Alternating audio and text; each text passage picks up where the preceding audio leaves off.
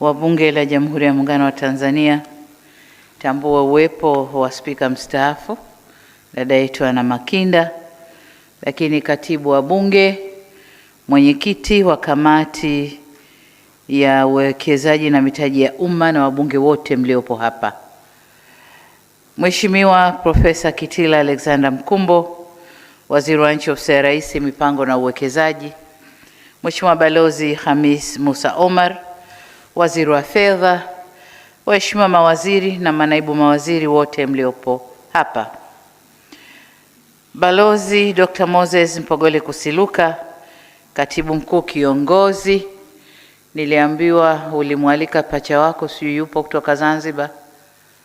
Sanya, delegation yote kutoka Zanzibar. Haya. Lakini pia nitambue uwepo wa makatibu wakuu,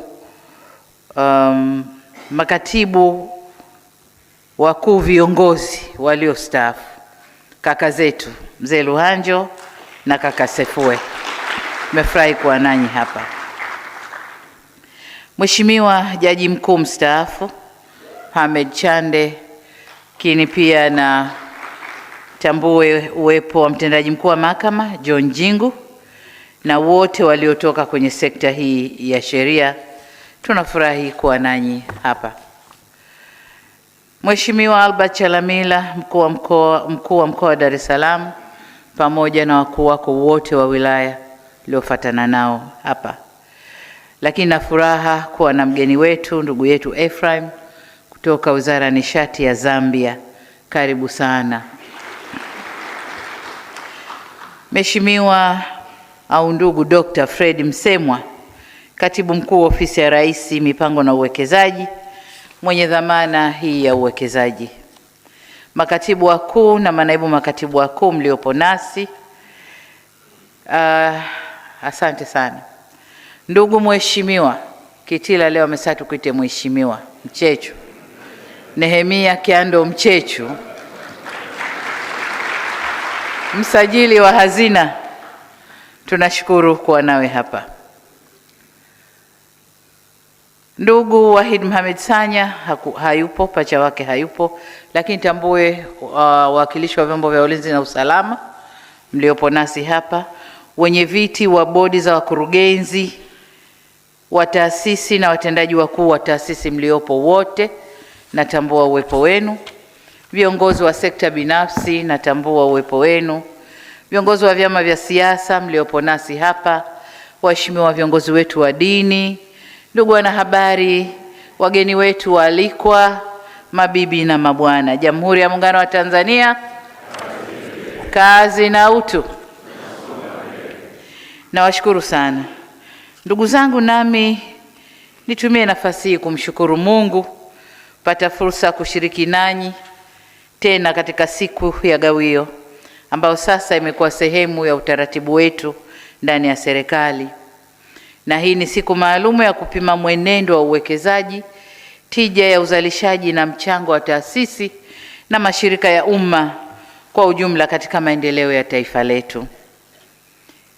Aidha, niwapongeze Ofisi ya Rais, Mipango na Uwekezaji, Ofisi ya Msajili wa Hazina, pamoja na bodi, management na watumishi wote wa taasisi na kampuni zilizowasilisha gawio na michango kwa serikali.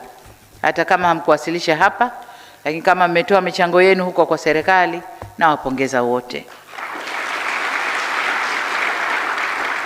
Kwa hakika hatua hii tunayoishuhudia na pengine kuisherehekea ni matokeo ya jitihada za makusudi za kuimarisha usimamizi wa mashirika na kampuni, nidhamu ya matumizi ya rasilimali, ufuatiliaji wa karibu na dhamira ya dhati ya kufanya mali za umma zizalishe zaidi kwa manufaa ya Watanzania. Ndugu viongozi, watumishi na wananchi wenzangu, siku hii ya gawio ina mambo mawili kwa pamoja. Kwanza, nafasi ya kupongeza taasisi na mashirika yaliyofanya vizuri na kuongeza mchango wake katika mfuko mkuu wa serikali kama ambavyo tumetoka kushuhudia hapa.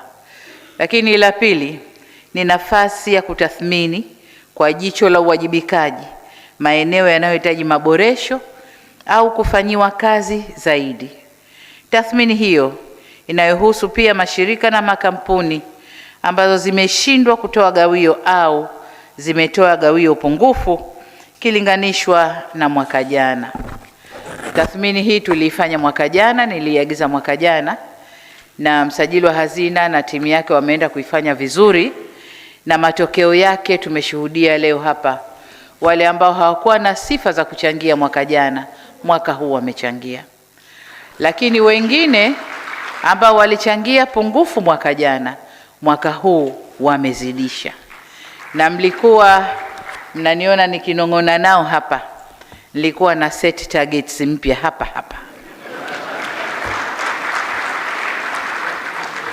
Na kama mlikuwa naona nafanya kidole hivi, ilikuwa deal imestrike. Mwingine nampa target ananiambia hapana na kuongeza.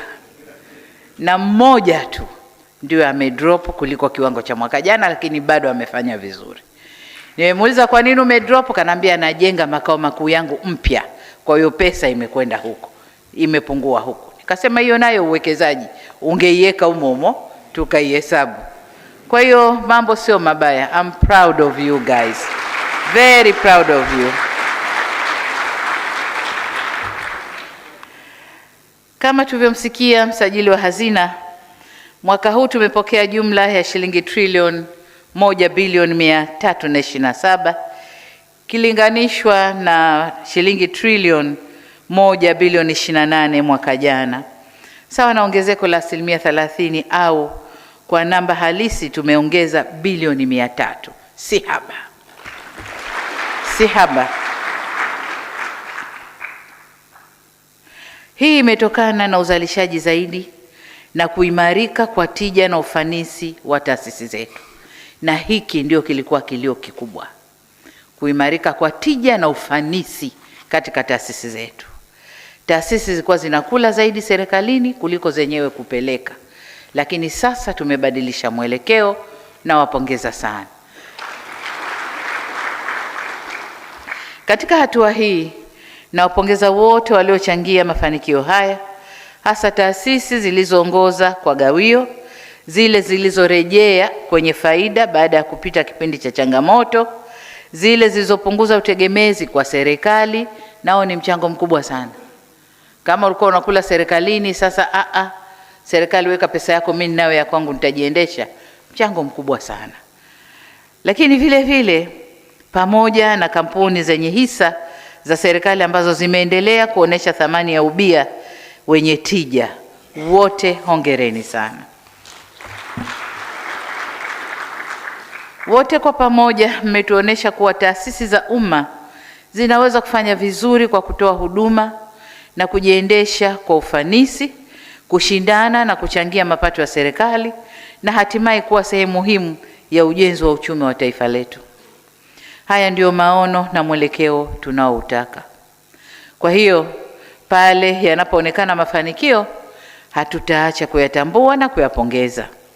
Lakini pongezi hizi zisiwe sasa ni sababu ya kuridhika na kubweteka. Na ndio maana nilikuwa na set viwango hapa. Aliyenipa 15 mwaka huu, nikamwambia mwakani nataka 20.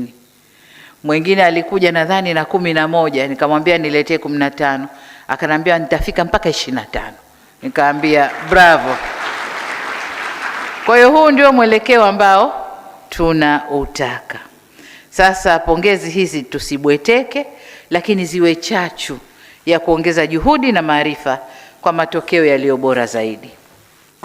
Gawio na mchango uliotolewa na makampuni, taasisi na mashirika yetu ni sehemu ya lengo letu la kuongeza mapato ya ndani na kupunguza utegemezi katika kugharamia shughuli za maendeleo. Tunakwenda polepole. Tulikotoka ni mbali, lakini tunakwenda polepole. Bajeti ya mwaka huu, gap ya kujitegemea imebakia ndogo sana. Kwa hiyo tukikaza buti, tukifanya kazi kwa bidii, nadhani bajeti za miaka 2 ijayo huko tutakuwa tumesimama vizuri. Na huu ndio mwelekeo Tanzania tunatakiwa kusimama. Sasa kadri taasisi za umma zinavyoimarika, ndivyo serikali inavyoongeza uwezo wa kutekeleza vipaumbele vya maendeleo ya wananchi kwa rasilimali zetu wenyewe ndani, tunaelekea kujitegemea. Wanasema it is impossible until it is possible. So it is possible. Tumeona hapa it is possible. Ndugu zangu, mwaka jana katika hafla kama hii nilizungumza kuhusu umuhimu wa mageuzi, ubunifu na utafutaji wa mitaji kwa taasisi za umma. Nisisitiza kuwa taasisi zetu haziwezi kuendelea kutazama bajeti ya serikali kama jibu la kila changamoto. Wakati baadhi ya taasisi hizo zina mali, zina miradi na uwezo wa kuvutia mitaji kupitia njia nyingine halali na zenye tija. Tumeanza kuona kuna taasisi ambazo sasa zinaweza zikakopa kwa kutumia hadhi yao wenyewe ya kifedha. Ile ukwasi wao, mali zao, wanaweza wakakopa na wakatupunguzia deni la mfuko mkuu au deni kuu la taifa. Badala ya taifa kukopa, Wizara ya Fedha wakakopa wenyewe, tukawasimamia na wakafanya mambo yao. Moja ya taasisi hizo ni Mamlaka ya Bandari Tanzania. Sasa ina uwezo wa kukopesheka, wakatanua mambo ya mabandari, tukaweka huduma zaidi za bandari na wakaweza kulipa mkopo wanaochukua. Kwa hiyo na wengine nadhani tukifanya tathmini tunaweza kuwakuta ambao wanaweza kukopa wenyewe na deni lisingie kwenye deni kuu la serikali. Katika hilo nilielekeza kufanyika kwa tathmini ya taasisi zinazoweza kuorodheshwa katika soko la hisa la Dar es Salaam kwa kipindi kifupi, cha kati na cha muda mrefu. Nadhani hii kazi kwa msajili bado inaendelea. Lengo halikuwa kutafuta fedha pekee, bali kukuza uwazi, kuimarisha nidhamu ya soko, kuongeza fursa za wananchi kushiriki katika umiliki wa uchumi na kuzifanya taasisi zetu zijenge utamaduni wa kufanya kazi kwa viwango vya ushindani. Tulikuwa tumebweteka mno, lakini leo cheki zilizotoka hapa na target nilizowapa watakwenda kuongeza ushindani ili wazalishe zaidi, tija ingie zaidi, wachangie zaidi. Kwa msingi huo, naielekeza tena kazi hii iendelee kupewa uzito unaostahili. Tathmini zilizofanyika zifuatiwe na hatua za utekelezaji, na pale palipo na vikwazo vya kisheria au vya kisera au kiutendaji vibainishwe na tuweze kuviondoa kwa njia zetu za kiserikali. Lengo letu ni kuona jambo hili likitoka kwenye dhamira kwamba tuna dhamira ya kujitegemea na sasa tuwe tunaingia njiani kulitekeleza, tufikie kwenye kujitegemea. Kwa tutoke kwenye dhamira twende kwenye kufikia malengo tuliyojiwekea. Ndugu zangu, nimeiona kauli mbiu yetu ya mwaka huu inayosema uwekezaji wa umma wenye matokeo ni nguzo ya uchumi shindani na maendeleo endelevu kuelekea dira ya 2050. Sasa niseme kauli mbiu hii inatukumbusha kuwa uwekezaji wenye matokeo ni ule unaovutia mitaji, kupunguza gharama za kufanya biashara, kukuza ajira, kuimarisha huduma, kuongeza mapato ya serikali na kulinda maslahi ya wananchi. Huo ndio uwekezaji wenye tija. Sasa ili kauli mbiu hii ipate maana na uhalisia, ni lazima itafsiriwe katika mipango yetu ya kazi na huduma zinazomfikia mwananchi. Kila shirika, kila taasisi, kila wizara lazima tuitafsiri kauli mbiu hii kwenye kazi zetu ili tuweze kufikisha huduma njema kwa wananchi, lakini pia kukuza uchumi wetu. Nasisitiza hili kwa sababu utekelezaji wa dira ya maendeleo 2050 unahitaji taasisi zenye uwezo wa kuingia kwenye ushindani wa soko. Tunapoanza kesho utekelezaji wa dira, tunatakiwa kuwa makini kweli kweli. Taasisi zetu ziwe imara kweli kweli. Kwa hiyo kwa wale bado wanaosuasua au waliona mchechu wenye kichefuchefu, na mchechu wa very right ulikuwa sawa. Kuna kichefuchefu na chechefu. Chechefu yenye kuchechemea, kichefuchefu ile yenye kuudhi hapa, inaleta tafrani hapa. Kwa hiyo alikuwa sawa sawa. Kuna mikopo inayoleta tafrani, tunahisi ukisikia mikopo unahisi sijui ufanye nini. Kwa hiyo wale wenye taasisi bado zenye kichefuchefu, tuzitafutie dawa zitulie ili tuende nazo pamoja. Tunahitaji taasisi zinazotumia teknolojia, zinazopunguza upotevu wa mali, zinazovutia mitaji na kufungua fursa kwa sekta binafsi. Hili nalo muhimu. Tunafanya kazi sio sisi tu. Tufungue fursa kwa sekta binafsi iingie, kwa sababu sekta binafsi ni mshirika wetu mkubwa kwenye maendeleo. Kwa unafika pahali mmefanya maendeleo, mnaona labda huku mbele mtaji ni mkubwa unaotakiwa, ita sekta binafsi, ingia nayo ubia, nendeni kwa pamoja. Kwa tufungue fursa kwa sekta binafsi vile vile. Kwa ufupi, hatutaweza kujenga uchumi shindani kwa taasisi zinazofanya kazi kwa mazoea. Tunahitaji taasisi zinazopimwa kwa matokeo badala ya takwimu.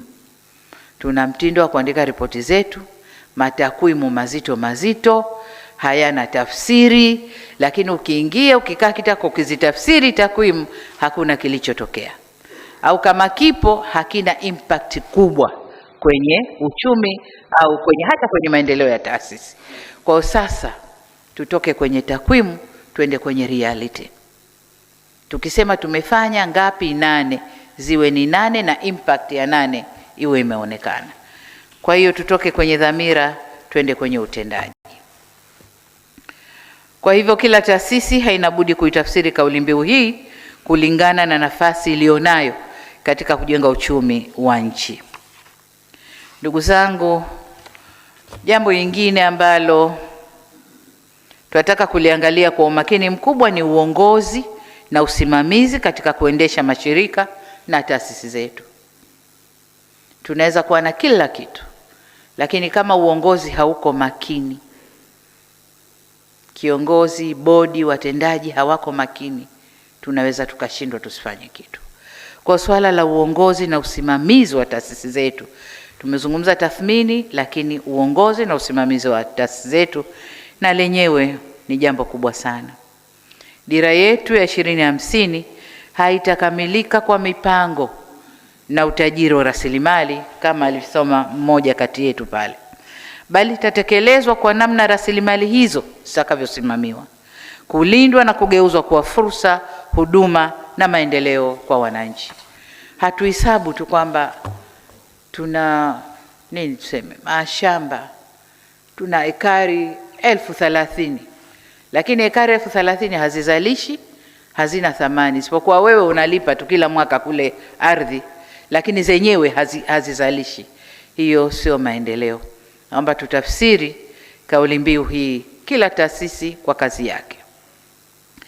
Sisi Waswahili tunasema mipango si matumizi. Sasa maofisini kwetu huko tuna mipango mingi, mikakati, wasa nini, sera, mikakati, sijui kauli kabambe, mipango kabambe, kauli mbiu, lakini zipo tu. Sasa mipango yote hayo si matumizi. Tumetengeneza dira yetu nzuri sana 2050, perfect. Ndani yake tukaunda mipango ya maendeleo ya muda mfupi na muda mrefu, mipango ya miaka 5 unaotokana na dira, lakini pia mipango yetu ya mwaka mmoja mizuri sana.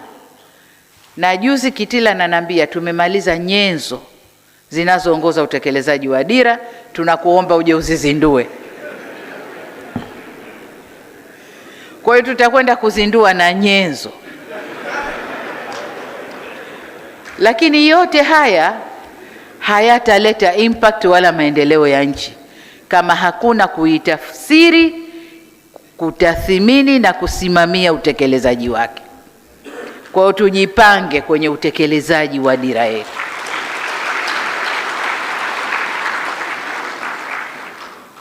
Kwenye nyenzo za Kitila mle kuna mpango wa miradi yenyewe kwanza, fedha inayotakiwa, mahitaji ya rasilimali watu, sijui mahitaji ya nini, mizuri sana, lakini ipo yenyewe haitafanya kazi ya Kitila kuandika, na ni mwandishi mzuri sana na timu yake, na wapongeza, lakini kazi yetu wengine tulobaki ni kuitafsiri na kuitekeleza tufike tunakokwenda.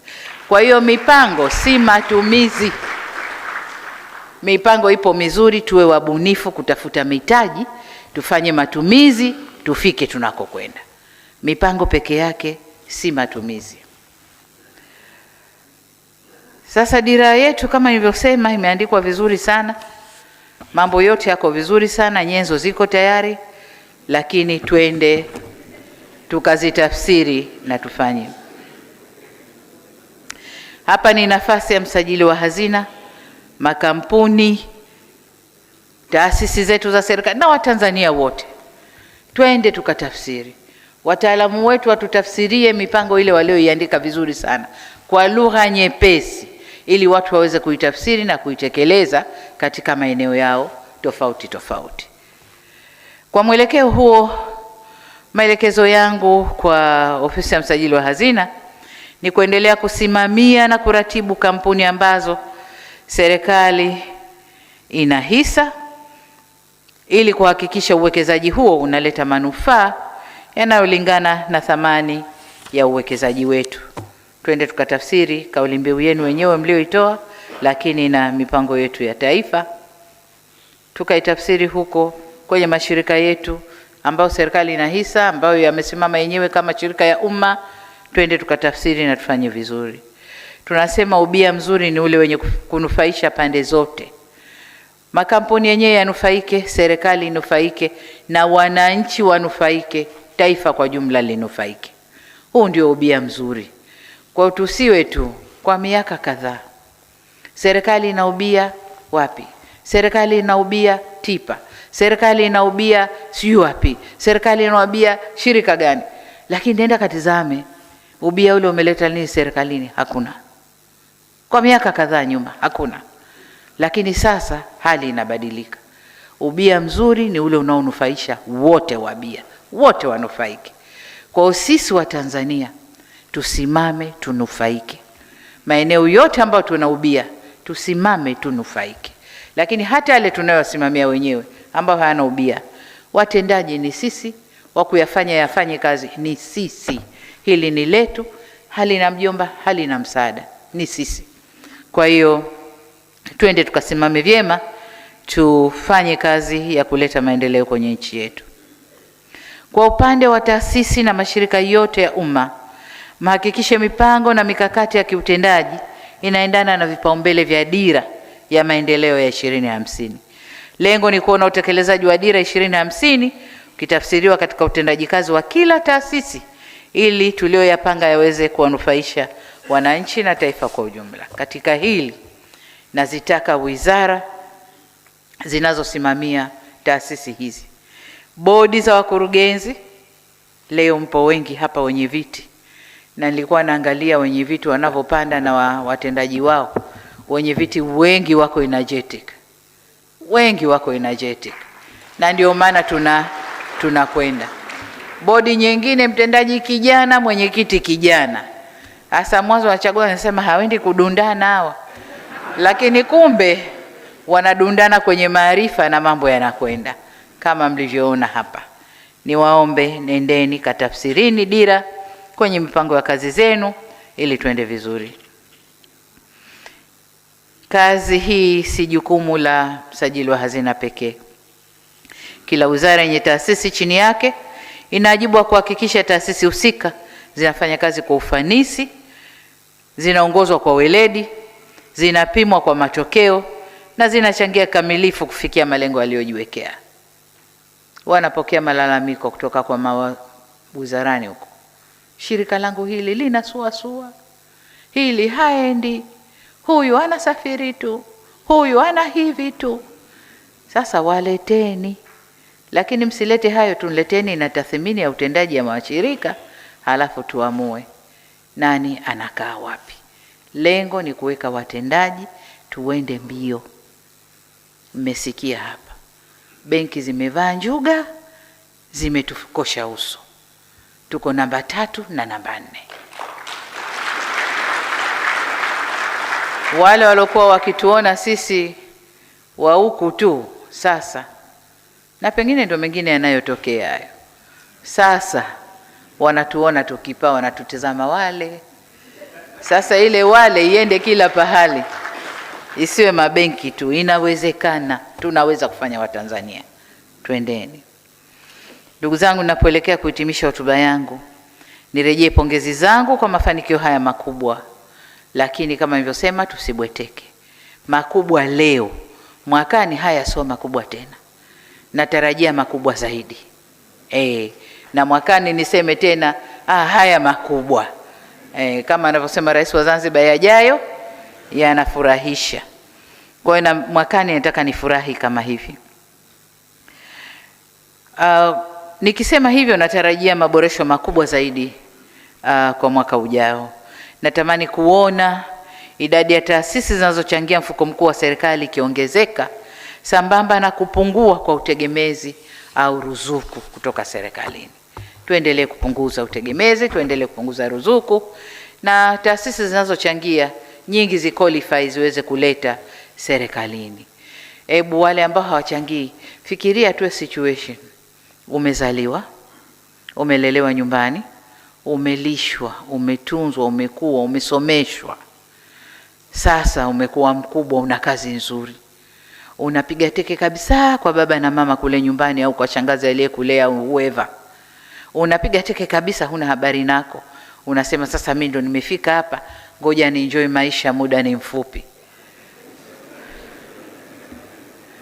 Huyo Mungu aliyekufikisha hapo atakuwa radhi kweli? Atakuwa radhi? Atakufanya ufanikiwe?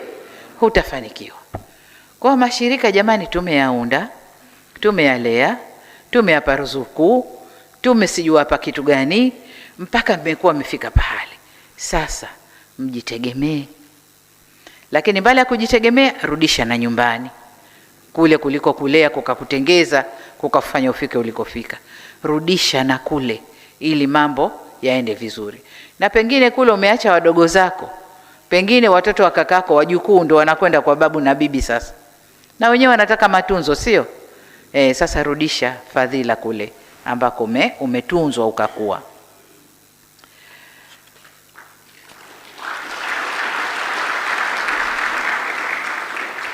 Sasa hapo, tukifika hapo, ndo hii siku ya gawio inakuwa na maana kubwa zaidi.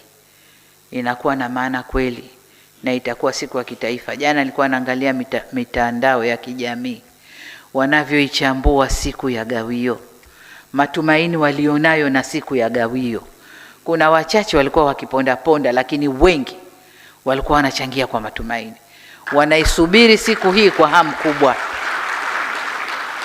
na wanajua kwamba pesa hii ikipatikana inakwenda kwenye huduma zao za jamii, inakwenda kusukuma wenye upatikanaji wa au kuondosha changamoto zilizoko kwa wananchi.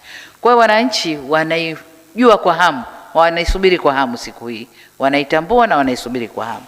Kwa hiyo mbele huko izidi kuwa na maana siku ya gawio. Wananchi wajue leo mashirika yetu ya umma yanakwenda kusema kile walichokichuma na kutuingizia kwenye serikali ili mambo yaendelee. Kwa hiyo hii siku ni muhimu sana, na kwa bahati nzuri wananchi wanaijua kweli kweli. Kama nilivyosema, fedha hizi ni kwa ajili yao, na tutakwenda kufanya mambo ambayo yanawahusu wao. Siku ya gawio ni siku ya wananchi, ni siku ya kuonesha kwa mali za umma zikisimamiwa vizuri zinaweza kupunguza mzigo kwa serikali na kuongeza uwezo wetu wa kugharamia shughuli za maendeleo. Kama nilivyotangulia kusema, tutajipongeza tunapofanya vizuri. Kama leo tumefanya vizuri, tujipongeze.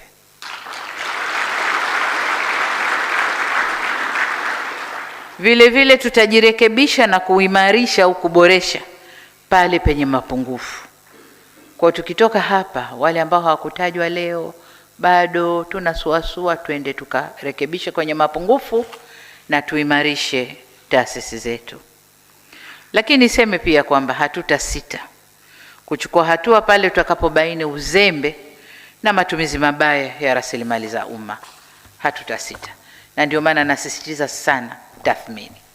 Msajili wa hazina, narudia tena leo, hiyo nafasi yako hui popular, you are always unpopular.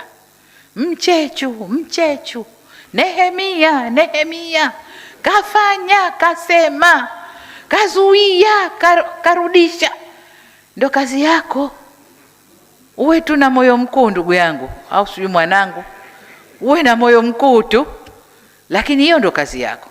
Sasa ana kazi ya waziri wa fedha, na huyu naye sio popular, kwa sababu ukizunguka huko mtu kafanya uzembe, fedha hazijaletwa, waziri wa fedha kazuia. Hakuna sifa kwenye kazi hizo. Kwa hiyo nyinyi fumbeni macho, twende mbele, simamieni sheria kwenye nini, penye marekebisho fanyeni marekebisho, twende mbele. Tulipoanza sipo tulipo leo. Mchechu, hongera sana. Tulianza kwa ugumu sana, lakini leo wote tunazungumza lugha moja, wote. Na tukikutana kule Arusha, ndio kule tunasema mambo yetu yote, na tukitoka pale ni lugha moja kwenda kutekeleza. Kwa hiyo tulipo leo tumepiga hatua kubwa. Hongereni nyote, mashirika, makampuni na taasisi za umma.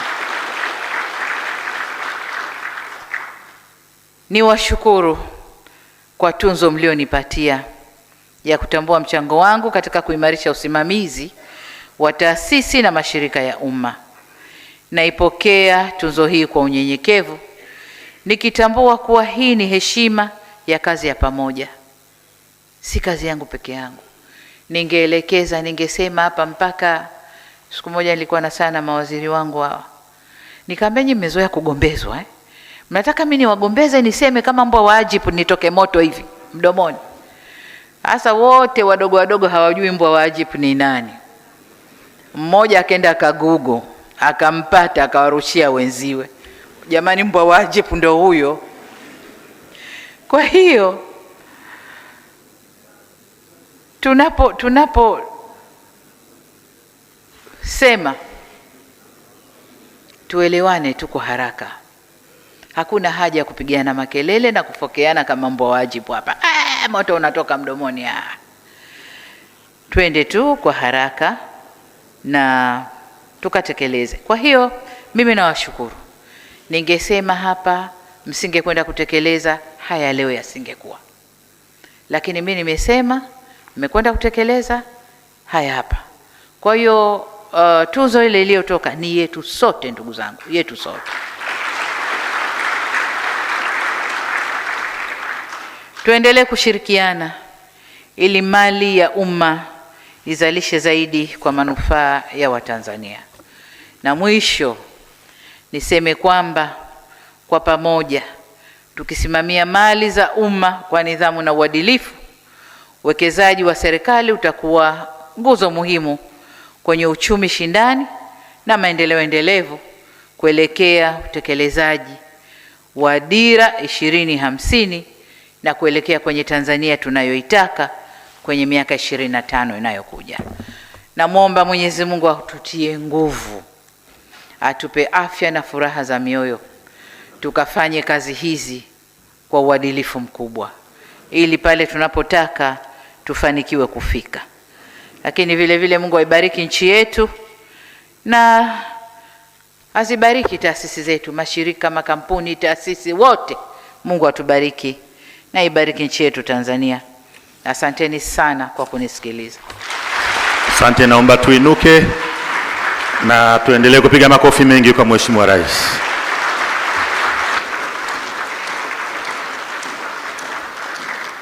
Haya, asante Mheshimiwa Rais, tunakushukuru. Kwa ridhaa yako naomba uridhie tufanye itifaki kwa ajili ya maandalizi ya kupiga picha hapo nje. Asante sana Mheshimiwa Rais. Naomba viongozi tumruhusu Mheshimiwa Rais kwa ajili ya maandalizi ya picha hapo nje. Picha hizi ni maalum, tutawatangazia.